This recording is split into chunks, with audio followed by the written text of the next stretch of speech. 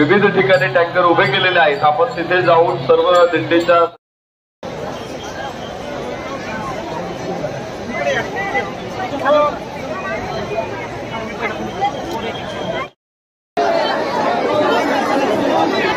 महाराष्ट्रातील नाना मोर्चातून महावैष्णव या सोहळ्यामध्ये सहभागी झालेले आहेत।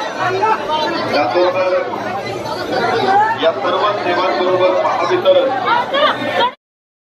समोर साहेब इकडे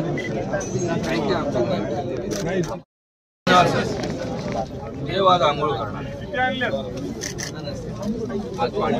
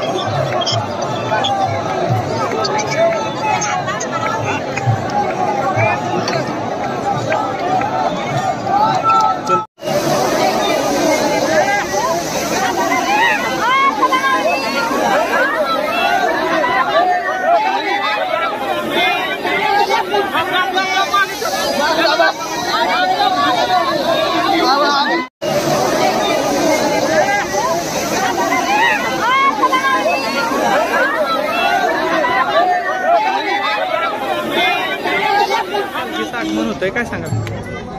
संतश्रेष्ठ ज्ञानोबा माऊलींच्या पालखी सोहळ्याचं प्रस्थान 19 तारखेला आळंदी येथून झाल्यानंतर 7 दिवसाचा प्रवास पुणे जिल्ह्यातून करून आज नीरा शिवचक्रार येथे दुपारचा विसावा घेतलेला आहे। त्यांचा प्रसाद किंवा भोजन झालेलं आहे आणि आता माऊलींचं प्रस्थान थोड्याच वेळामध्ये पुणे जिल्ह्यातून साताराकडे होईल। नीरा नदी ओलांडल्यानंतर लगेच स्नानाचा कार्यक्रम आहे, पादुका स्नान होईल। त्याच्यामध्ये वारकरी स्नान करत असतात आणि त्यानंतर सातारा जिल्ह्यात प्रवेश केल्यानंतर पाडेगाव येथे सातारा जिल्ह्याचे पालकमंत्री नामदार सुंदरराव देसाई साहेब, त्याचबरोबर मकरंदाबा पाटील आणि जयकुमार गोरे साहेब हे इतर दोन्ही मंत्री महोदय, त्याचबरोबर सातारा जिल्ह्यातील इतर लोकप्रतिनिधी, स्थानिक सरपंच आणि त्यांचे सर्व सहकारी नागरिक हे मोठ्या उत्साहानं सर्व पालखी सोहळ्याचं स्वागत करण्यासाठी उपस्थित झाले आहेत। सातारा जिल्हा प्रशासन असेल, जिल्हा परिषद प्रशासन असेल, नगरपालिका असेल, या सर्वांच्या वतीनं सातारा जिल्ह्यामध्ये वेगवेगळ्या ठिकाणी जे 4 मुक्काम आहेत त्या सर्व ठिकाणी विसाव्यांच्या ठिकाणी